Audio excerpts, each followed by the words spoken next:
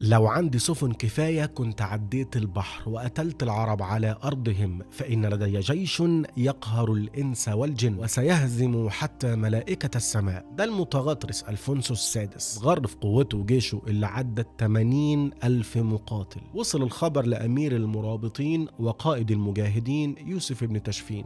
يسكت؟ راح قالب الرسالة وكتب عليها من يوسف بن تاشفين قائد المجاهدين وأمير المرابطين إلى ألفونسو السادس: بلغنا أنك دعوت أن يكون لك سفنا تعبر بها إلينا، فلا تكلف نفسك العناء، فنحن سنعبر إليك حتى تتعلم عاقبة دعائك، وإني أعرض عليك إما الإسلام أو الجزية عن يد وأنت صاغر، وإني أمهلك 3 أيام وإلا فالسيف بيني وبينك. بالفعل يوسف بن تاشفين اتحرك بجيش تعداده 24 ألف مقاتل، وحصلت ملحمة الزلاقة. جيش 80 ألف اتمسح وما تبقاش منهم غير 150 مقاتل بس، وألفونسو نفسه هرب ورجله مقطوعة. ولو انت كمان مبهور بذكاء قادة العرب وقوة تاريخنا، اعمل لايك وفولو واستنى القصة اللي جاية، علشان ألفونسو مات بعدها بسنة من الحسرة بعد ما رجليه التانية اتقطعت. بس كده يا صديقي، وما تنساش تصلي على النبي صلى الله عليه وسلم. سلام.